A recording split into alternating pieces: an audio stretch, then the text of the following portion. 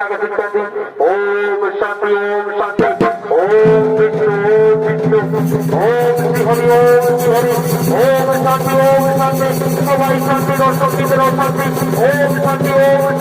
सबाई शांति दर्शक যার ঘরে খানা নাই সবাই খানা হয়ে যায় যেমন যাদের ঘরে বহু আছে ওদের ঘরে শান্তি চলে আসে যেমন ওম শান্তি